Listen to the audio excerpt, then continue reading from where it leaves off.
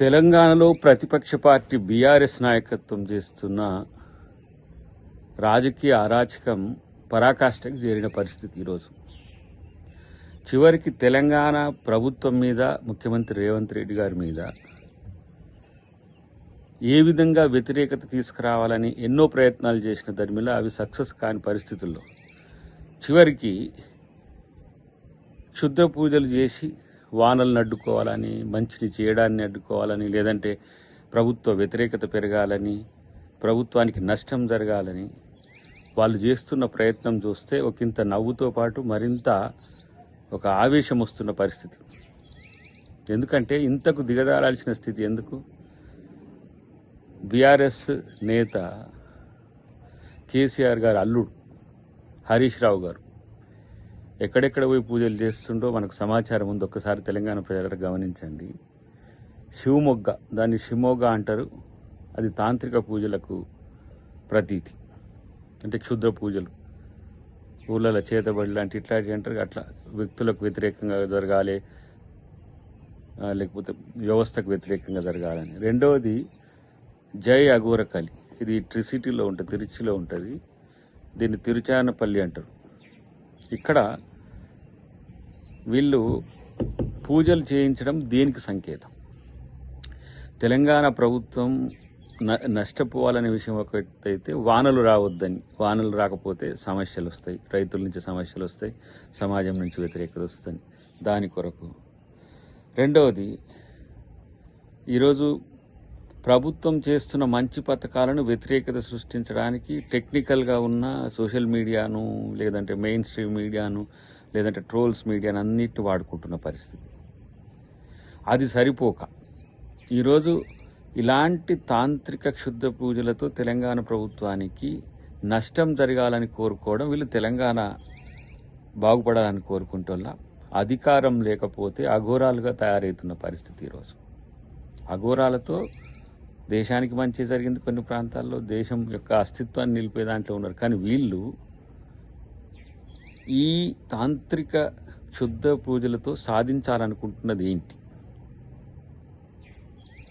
అసలు ఈ పూజలు చేస్తున్న ఉద్దేశము తెలంగాణ మంచి కొరకు కాకుండా చెడు జరగాలని చూడడం ఏంటి?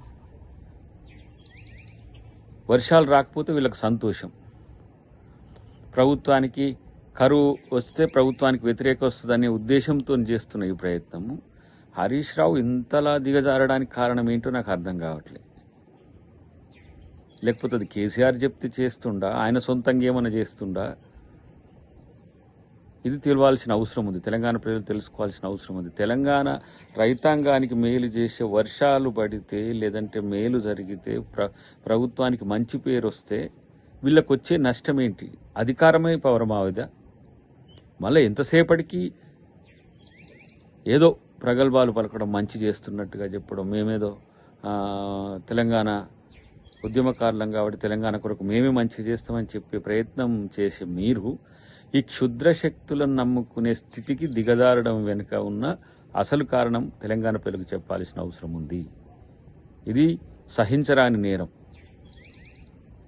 మంచి కోరుకోవాలి. ఎక్కడికైనా మనం వివిధ దేశాలు పోయినా, ఎక్కడికి పోయినా, ఏ ప్రాంతాలకు పోయినా తెలంగాణకు మంచి జరగాలని కోరుకుంటాం, ఏ దేవుళ్ళను మొక్కుకున్నా. కానీ ఈ గతి ఏంది? ప్రభుత్వానికి నష్టం జరగాలి, తెలంగాణకు నష్టం జరగాలనే కోరిక ఎక్కడి నుంచి వచ్చింది? ఇంత సైకోలా మీరు? కేవలం తమ యొక్క అస్తిత్వం కాపాడుకోవడానికి, తెలంగాణకు నష్టం జరిగినా ఎలాంటి సమస్య లేదనే ఒక స్థితికి, మీరు మానసిక స్థితికి దిగజారిందంటేనే మీ యొక్క అధికార దాహము, మీ యొక్క ఏంటిది పదవి వ్యామోహము, వీటి పట్ల మీకున్న మక్కువ అర్థమవుతున్న పరిస్థితి. అధికారం కోల్పోతే బతకలేని స్థితి వచ్చిందా మీకు? ఇలా ముఖ్యమంత్రి రేవంత్ రెడ్డి గారికి దేశవ్యాప్తంగా వస్తున్న మంచి పేరుని చూసి తట్టుకోలేక ఇంత జెలసియస్గా, ఇంత ఈర్ష్యపూరితమైన ఆలోచనలు, ఇంత ఏమంటాము కక్షపూరితమైన ఈ ఆలోచనలు రావడము దేనికి సంకేతం? గమనించండి తెలంగాణ ప్రజలారా, వీళ్ళ యొక్క అసలు రంగు ఇది అనే విషయాన్ని నేను తెలియజేస్తున్నా. మీరెన్ని డ్రామాలు వేసినా, ఎన్ని నాటకాలు వేసినా, ఎన్ని ఇలాంటి క్షుద్ర పూజలు చేసినా తెలంగాణ సమాజం కాంగ్రెస్ వెంట, రేవంత్ రెడ్డి గారి వెంట ఉన్నదనే విషయాన్ని గుర్తుపెట్టుకుంటే మంచిదని చెప్పి నేను తెలియజేస్తూ, హరీష్ రావు దీనికి వెంటనే నువ్వు సమాధానం చెప్పాలి. ఆధారాలు లేకుండా అధికార పక్షంలో ఉండి మేము మాట్లాడాల్సిన అవసరం, నీ మీద బట్టగాల్సి మీదేయాల్సిన అవసరం మాకు లేదు.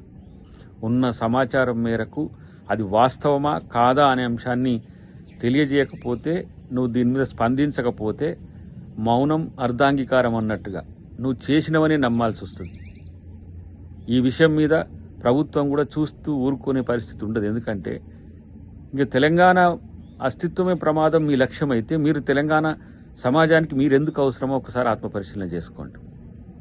ఈ విషయంలో ముఖ్యమంత్రి గారు కూడా ఆలోచించాల్సిన అవసరం ఉందని చెప్పి నేను విజ్ఞప్తి చేస్తున్నాను.